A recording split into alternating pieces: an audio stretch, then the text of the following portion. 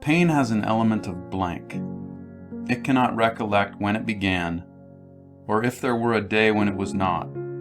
It has no future but itself. Its infinite realms contain its past, enlightened to perceive new periods of pain.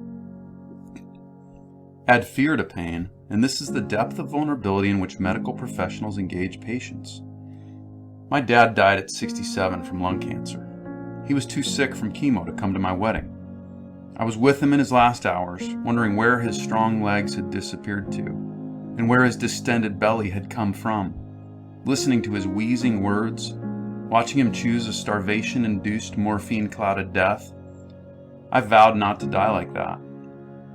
But my mom's dad and my dad's dad both had terminal cancer. My dear great-uncle on my mom's side, my mom's sister, both of my dad's brothers, and at least 2 of his sisters. Those are just the ones I know of off the top of my head. I'm a data analyst, and in spite of my vow, it doesn't look really promising for me. Even as I write this, my blood pressure has jumped up a few notches. I'm afraid. Imagine a child in a state of fear. The eyes jump rapidly side to side, hoping beyond hope for somebody to save her from a horrible impending fate. She screams or cries or sucks in her breath, aiming for complete silence, wishing she could hide from her invisible attacker. She'll panic and start running erratically or completely freeze. Irrationality has set in. She would do anything to be extracted from this scenario. I would gladly pay almost anything to have a cancer prevention drug.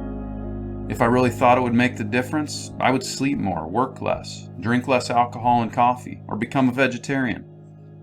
But just like the child, what I need most is to reach out my hand to someone strong and safe, who, even if they can't save me from what might be out there in the dark, will at least join me in the pain and fear, and at best, lead me to see that there is more to life than just me.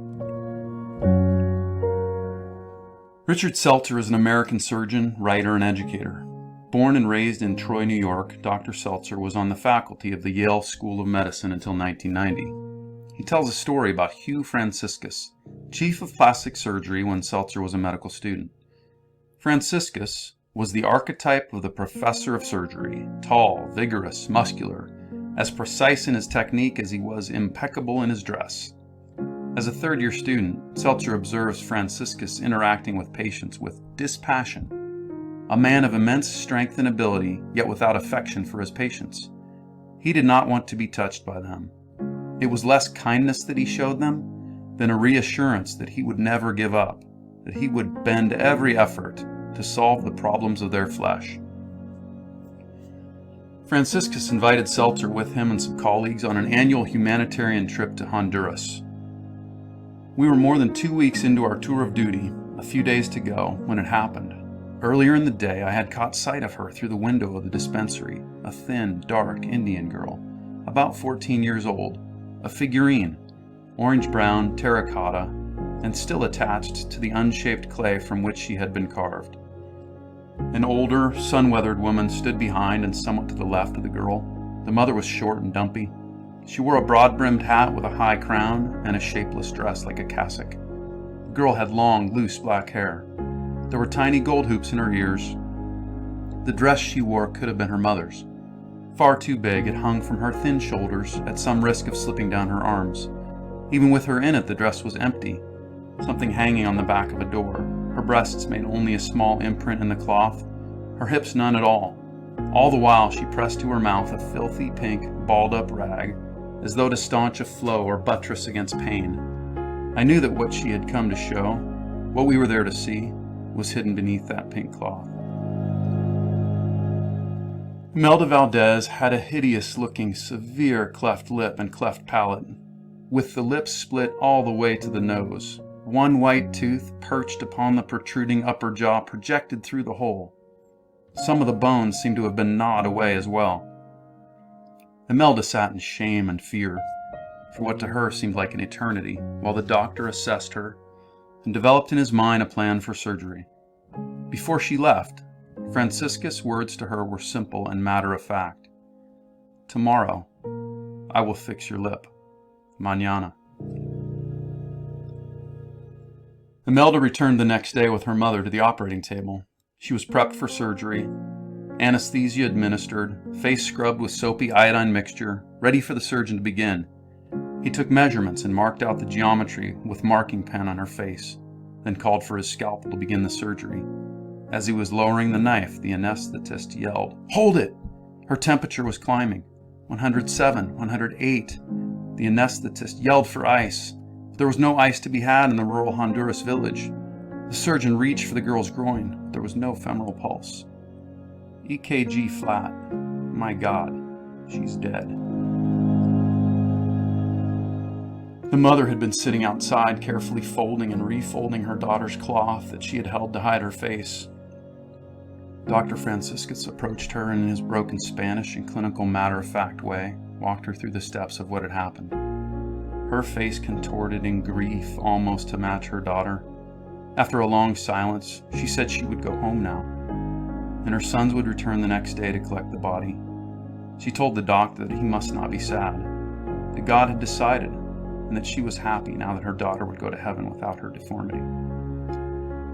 Seltzer, in his surgical support role, went to meet the family when they came for the body. The body had already been loaded into the donkey cart and was covered with a straw mat. Seltzer gave them some money for the flowers and a priest. The mother thanked him, then added for the doctor, saying, "The doctor is one of the angels. He has finished the work of God. My daughter is beautiful." Seltzer thought she must be delusional because Imelda had died before they even had a chance to begin the surgery. He lifted the mat and saw that her face had been repaired, even perfected. All that remained where the cleft lip had been was a fresh line of tiny sutures. Dr. Franciscus had spent hours alone in the dimly lit surgical room with Imelda that previous night. He precisely cut and meticulously sutured. He formed the perfect triangles with the feel of completely natural skin tension. That night, he was the father who agonizes that he couldn't have done more to protect his daughter, but resolves to stop at nothing to try to make it right. Yet in all her pain and his helplessness, he knows that the best he can do is reach out and gently wipe away her tears. His actions may have been inspired by a search for redemption or to assuage guilt, but somewhere in the mix of motives there was a glimpse of purity. There was an eternity where Imelda was all that existed for the doctor, where he went beyond trying to prolong her life and lost his own life in hers. Since 1975, life expectancy has been the primary indicator of a nation's level of development. There are others, from infant mortality to literacy levels to more recently measures of happiness. But hands down, life expectancy has been and remains a primary measure of the level of a society's development. Life, or living longer, isn't a bad thing, and society should invest in helping our parents and grandparents stick around. But there is more to life than maximizing its quality and duration. The health services professional is obligated to work for the better health of the patient. At the same time, he knows that goal is doomed to failure. Against his tireless efforts, he is guaranteed quality of life will deteriorate and life will eventually end. In that dichotomy, the doctor can encourage the patient's natural fear and resulting inclination to worship heartbeats and breaths above all else, or he can leverage his unprecedented power and lead his patient towards something more.